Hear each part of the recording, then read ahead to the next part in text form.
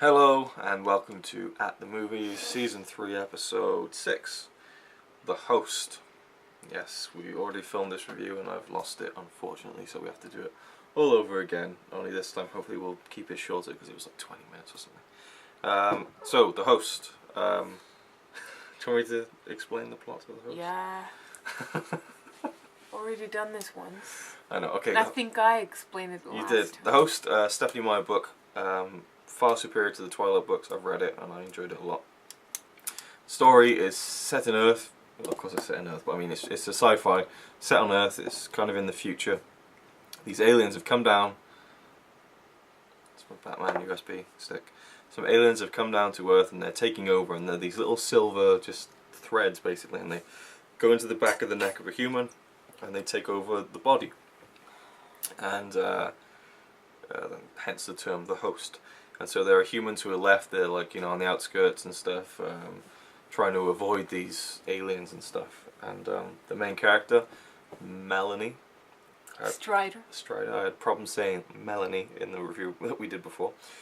She is running away and she gets caught, and they put the alien inside her neck. And then now it's the character called Wanderer. But Melanie is still inside her head, talking to her. And in the book it works very well. I was concerned about how they put that on. It looked weird what you're doing there. I was worried how they're going to put that on film. You know, and what they did was they just did it as it was. You just heard Melanie's voice echoing, and whenever Wanderer would talk, it would be talking out. So it was a bit unnatural at times, but it did work for me. And you got used to it. Yeah, and basically, is it Melanie who kind of takes her? She tricks Wanderer into taking her out to the desert and crashing her car, so that she goes out to where her, her human family were, where they're hiding out. So they go there, and then the human family are like, "Oh, it's this alien, don't trust her and all this." And then she, there's this whole thing, and then she's in the desert and stuff, and the Seeker, the alien who's keeping control of all the hosts and everything. So she's after Wanderer, and of course it's Stephanie Meyer, so there's a love triangle. Anyway, I enjoyed. Well, it's love something. Quartet.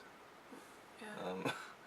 So I actually enjoyed it a lot. It's been given bad reviews and stuff, but yeah, really bad reviews. Yeah. I think you have to read the book in order to enjoy it. Fully. Yeah.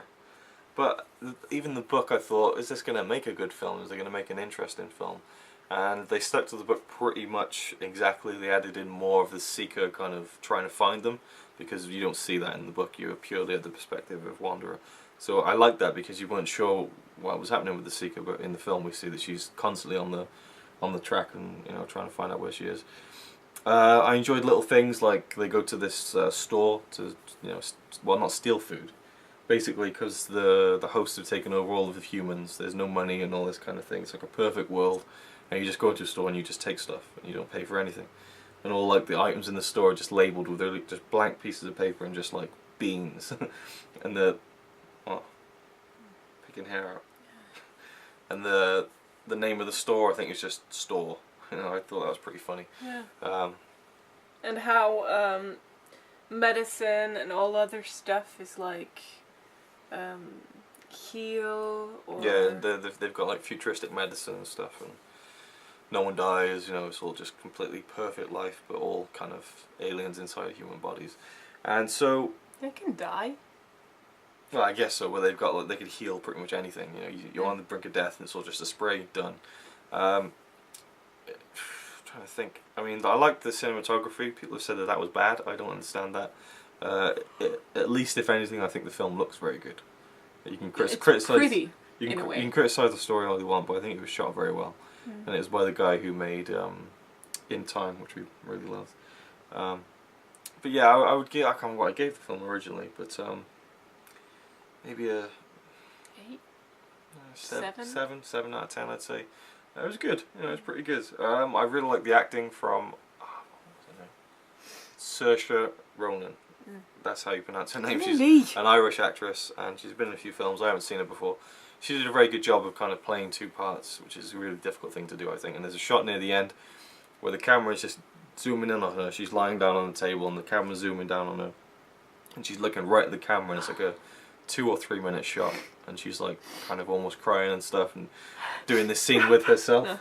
But it was done so well, considering the fact that she was lying there with a massive camera just like lowering down onto her, and she was basically just looking at a lens. I think that must be really hard for actors to do that, because I don't know, I would imagine it when you're acting, you get the best performances when you're not aware of the camera and you're completely lost in the moment and stuff. Yeah. My eyes started running and then my nose started running and I'm crying. I'm joking, I'm not crying.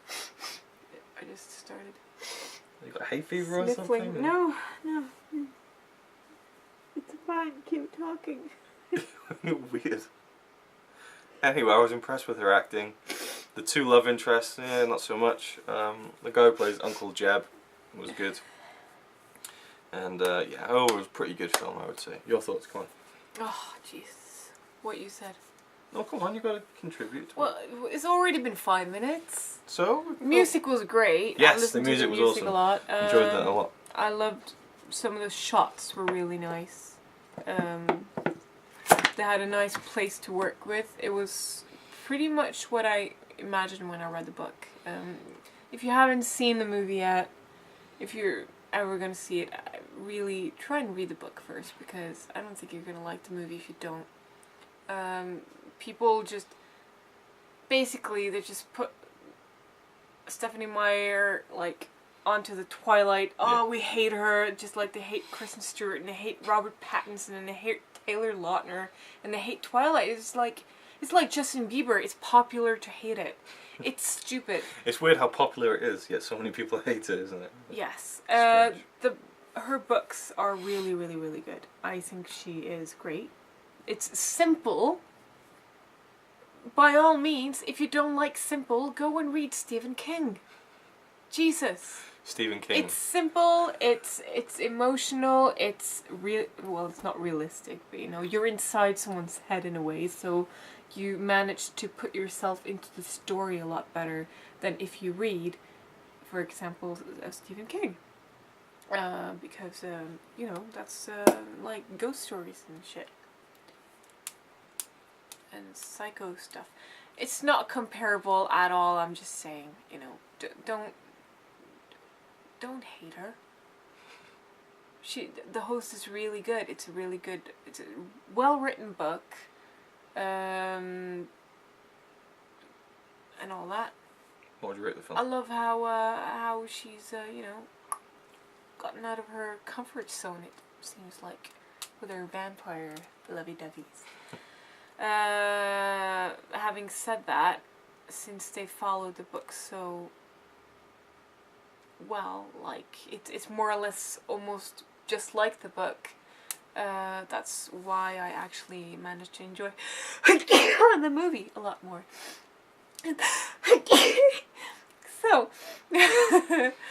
you're gonna leave that in, aren't you? Yeah. Oh, great. Are you gonna say bless you or something? No. I almost died. What would you rate the film? 7.5. 7.5? Okay. Maybe. Pass me that bag a second. Why? The sweets one. When we went to see the host, there was a guy who was sat next to us who had a bag of sweets, and every time he would put his hand into it, take a sweet out, he'd go. Exaggerating ×5, but yeah, he did curl the bag together. And then when he went to have some more, a few minutes later, he would open it again, and then dig And in. it was like a tiny screen as well. It was like pretty much like someone's living room with a big screen.